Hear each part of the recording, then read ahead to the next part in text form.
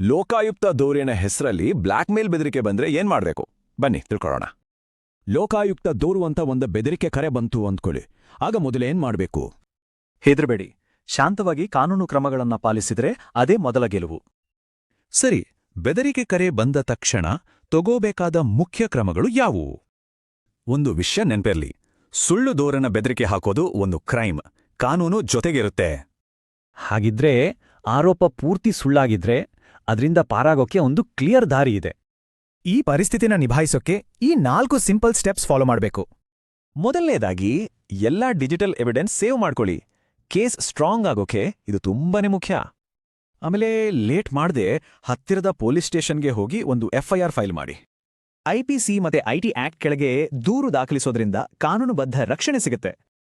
ಅದಾದ್ಮೇಲೆ ತಾಲೂಕು ಪಂಚಾಯಿತಿ ಇಒಗೆ ಒಂದು ಲಿಖಿತ ರಿಪೋರ್ಟ್ ಕೊಡಬೇಕು. ಕೊನೆಗೆ ಪ್ರಾಮಾಣಿಕತೆ ಪ್ರೂವ್ ಮಾಡೋಕೆ ಸಂಬಂಧಪಟ್ಟ ಎಲ್ಲಾ ಡಾಕ್ಯುಮೆಂಟ್ಸ್ ರೆಡಿ ಇಟ್ಕೊಳ್ಳಿ. ಆದ್ರೆ ಒಂದು ವೇಳೆ ನಿಜವಾಗ್ಲೂ ಸಣ್ಣ ತಪ್ಪಾಗಿದ್ರೆ ಆಗ ಪರಿಸ್ಥಿತಿ ಬೇರೆ.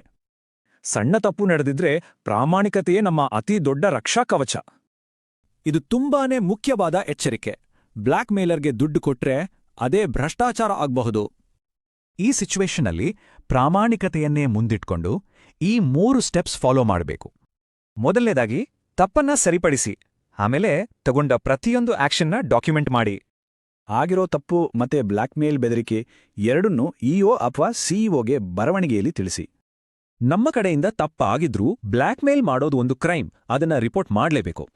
ಒಂದು ವಿಷಯ ನೆನಪಿರ್ಲಿ, PDOಗಳಿಗಾನಿ ಅಧಿಕೃತ ಸಪೋರ್ಟ್ ಸಿಸ್ಟಮ್ಸ್ ಕೂಡ ಇವೆ. ಸುಳ್ಳು ಅಥವಾ ಕೆಟ್ಟ ಉದ್ದೇಶದ ದೂರುಗಳ ವಿರುದ್ಧ ಕಾನೂನಿನಲ್ಲಿ ಸ್ಪೆಷಲ್ ಪ್ರೊಟೆಕ್ಷನ್ ಇದೆ.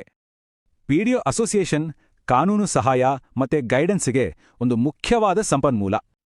ಹಾಗಿದ್ರೆ ಇದೆಲ್ಲದರಿಂದ ಕಲಿಬೇಕಾದ ಅತಿ ಮುಖ್ಯವಾದ ಪಾಠ ಏನು?